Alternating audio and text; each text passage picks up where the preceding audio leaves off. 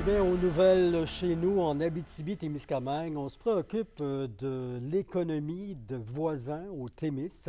Après l'usine de Béarn et du Témiscamingue, bien voilà que Belle-Terre ferme pour une durée indéterminée Commonwealth Plywood, qui est un fournisseur de panneaux contreplaqués, qui suspend ses activités pour 6 mois dès le 24 mai. La raison principale est encore l'économie du bois, l'économie forestière qui est en baisse. Pour le maire de la municipalité, Bruno Boyer, ça représente 11 de la population de la ville touchée par la fermeture, tout comme les services de proximité. Le maire qui interpelle le gouvernement du Québec dans les prochaines semaines pour trouver des solutions. Pour l'industrie et pour nous aussi, c'est un gros choc économique. C'est un licenciement de 36 employés, 32 à 36 employés. Puis ça, c'est direct, bien entendu. On ne se cachera pas, les usines ne roulent pas à perte. Il n'y a jamais aucune usine qui va rouler à perte. Oui, ça peut le faire un temps X, mais m'emmener un temps déterminé, c'est impossible. Dû au contexte économique, c'est pas trop drôle, mettons, de ma municipalité. C'est quand même 11 de ma population qui perd 2 emplois pour un temps indéterminé.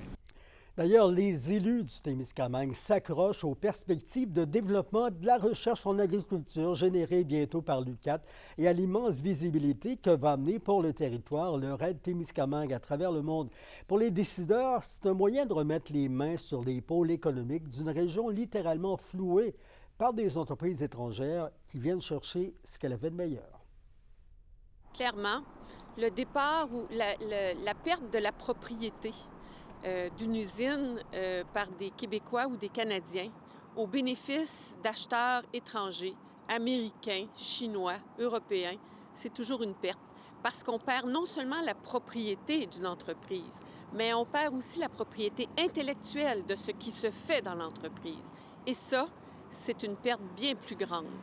On ne se cachera pas qu'on est très conscient qu'à Témiscamingue, toute la portion, la fabrication des celluloses de très haute qualité, qui sont très, très rentables, elles ont été déplacées vers les usines américaines, alors que les celluloses de moindre qualité ou moins recherchées sur les marchés sont restées produites chez nous.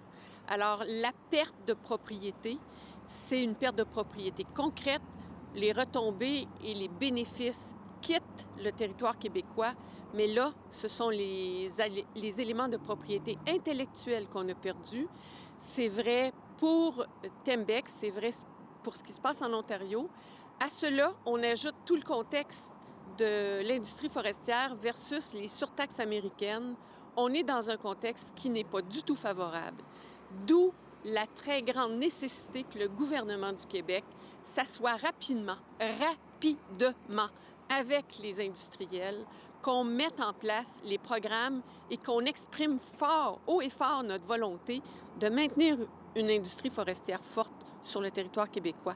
J'ajouterai à ça que l'industrie forestière contribuera à la prospérité des Québécois et à combattre tous les dérèglements climatiques. C'est un élément fort de changer les changements climatiques. Dans ce contexte-là, on ne peut pas se passer de l'industrie forestière. On a besoin de reprendre le contrôle sur notre industrie, sur nos marchés. Maintenant, une éclosion d'entérocoques résistants aux antibiotiques a lieu actuellement à l'unité de médecine chirurgie à l'hôpital de Rouyn-Noranda. C'est une bactérie qui se retrouve habituellement dans l'intestin et les selles des personnes et qui, chez la plupart des gens, ne cause pas d'infection. Le CIS régional confirme avoir mis en place différentes mesures pour contrôler et éviter que la bactérie ne se propage à d'autres usagers et aux visiteurs. Et la ville de Rouyn-Noranda prévoit réaliser une fois de plus beaucoup de travaux sur l'ensemble du territoire. Mais Kimberly, quels endroits sont ciblés pour les prochains mois? Sans trop de surprise, la plupart des travaux sont prévus près du centre-ville. Il y a par exemple un chantier majeur sur la rue Perrault-Est où je me retrouve en ce moment entre l'avenue Chénier ainsi que la rue Vézina où les travaux vont s'échelonner sur 4 semaines et le budget est évalué à 3 millions de dollars. Il y a aussi la refonte de l'intersection entre la 15e rue et le boulevard Rideau, donc tout près de la plage Kiwanis, qui est évaluée à 1,5 million de dollars. La ville veut sécuriser cet endroit pour les piétons puisque l'achalandage va augmenter avec les nouvelles installations de jeux d'eau. La durée pour ce chantier est autour de 7 semaines et au total, pour l'ensemble des projets, on prévoit 20 millions de dollars au niveau du budget. Les secteurs ruraux auront également des travaux de réfection. Dans le secteur de Granada aussi, on va faire de la réfection des infrastructures municipales, donc sur la rue des Gagnés. Donc, on va aller faire des travaux dans ce secteur-là. On a d'autres travaux aussi prévus de moins de grande envergure, mais quand même qui sont aussi importants dans le secteur des bains où on va aller faire certains travaux au niveau des infrastructures souterraines. Au niveau des plateaux sportifs, on prévoit justement l'inauguration des Jeux aquatiques Anico Eagle à la plage Kiwanis en début juillet. D'ailleurs, des modules sont sur le point d'être finalisés. À Granada, les terrains de baseball seront terminés cet été également. L'équipe est sur le point d'installer l'équipement et les luminaires. Si tout se déroule dans les délais, les gens pourront s'en servir durant le mois de septembre. Des changements sont également prévus au parc Saint-Luc également.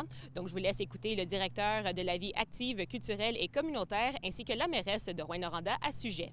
Le bâtiment de service à Saint-Luc, qui va compléter le grand projet du terrain synthétique qu'on a bâti avec Falco, là, 4 ans maintenant, 4-5 ans.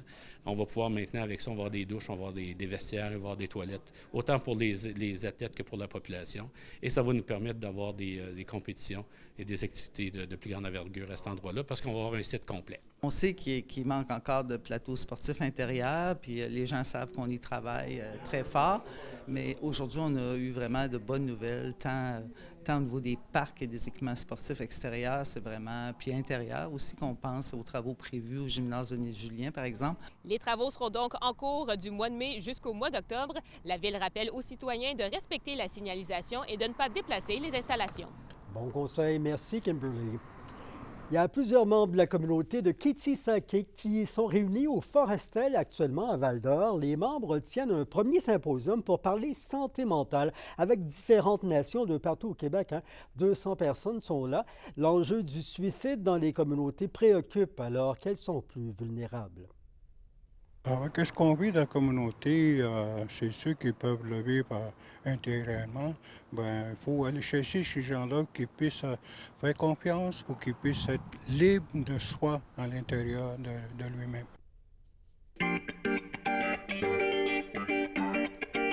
La Fondation Evenco remet 55 000 $ à l'harmonie aux primaires du Centre de services scolaires de l'Or-et-des-Bois pour acheter de nouveaux instruments de musique. 36 instruments à vendre, notamment des flûtes, clarinettes, saxophones, alto et des trompettes. L'ajout du matériel devrait permettre de consolider, améliorer le programme d'éducation musicale de l'harmonie aux primaires. Chaque année, il y a quand même entre 66 et 80 élèves de 5 et 6e année de 9 écoles primaires du CSSOB de profiter des services de l'harmonie. Le Centre de soutien au recrutement, le CSR de la Ligue de hockey junior majeur Maritime Québec, dévoile son classement final des espoirs en vue du repêchage 2024 FENPLAS qui a lieu les 7 et 8 juin, site à Moncton.